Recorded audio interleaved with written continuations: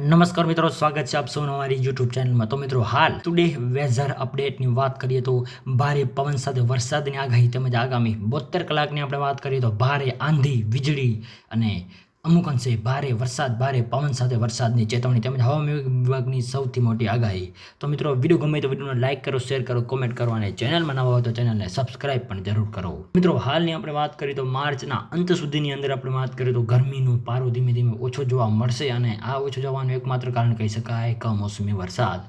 હવામાન વિભાગે આગામી અઠવાડિયા સુધી રાજ્યના અલગ અલગ ભાગોની અંદર અને દેશના અલગ અલગ ભાગોની અંદર વરસાદની આગાહી વ્યક્ત કરી છે.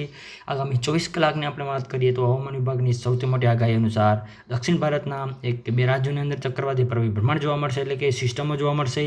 દરમિયાન અરુણાચલ પ્રદેશ, આસામ, મેઘાલય, નાગાલેન્ડ, સિક્કિમ, ત્રિપુરા વગેરે જેવા વિસ્તારોની અંદર ઉત્તર પૂર્વીય રાજ્યોની અંદર 60થી 70 કિલોમીટર પ્રતિ કલાકની ઝડપે પવનો ફૂંકાવાની શક્યતાઓ પણ હાલ વ્યક્ત કરવામાં આવી રહી છે. તો બીજું બાજુ વાવાઝોડા જેવા પવન સાથે અમુક અંશે કમોસમી વરસાદ પણ જોવા મળશે. ઉપરાંત હવામાન વિભાગની અંદર આપણે વાત કરીએ તો હાલ સતત 3 દિવસ સુધી વાદળછાયું વાતાવરણ જોવા મળશે.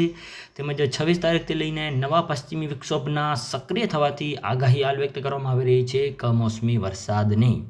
આ સાથે સાથે 26, 27, 28, 29 આ તારીખો દરમિયાન પણ અલગ દેશના ભાગોની અંદર જે છે એ અમુક અંશે વાતાવરણ વાદળછાયું જોવા મળે એવું હાલ અનુમાન લગાવવામાં પણ આવી રહ્યું છે. તેમજ આગામી 72 કલાકની આપણે વાત કરીએ તો ઉત્તર ભારતના વિભાગોની અંદર એક સિસ્ટમ સક્રિય થશે અને દક્ષિણ વિભાગોની અંદર પણ એક સિસ્ટમ સક્રિય થશે અને એ સિસ્ટમની અસરના ભાગરૂપે 26થી 28 તારીખોના આસપાસ વાદળોની ગતિવિધિ જોવા મળશે અને અમુક અંશે વાદળછાયું વાતાવરણ સાથે કમોસમી વરસાદ જોવા મળે એવું હાલ અનુમાન લગાવવામાં આવી રહ્યું છે. તો મિત્રો, વિડીયો ગમે તો વિડીયોને લાઇક કરો, શેર કરો, કોમેન્ટ કરો અને ચેનલમાં નવા હોય તો ચેનલને સબસ્ક્રાઇબ પણ જરૂરથી કરજો. તો મિત્રો, આપ સૌનો ખૂબ ખૂબ આભાર.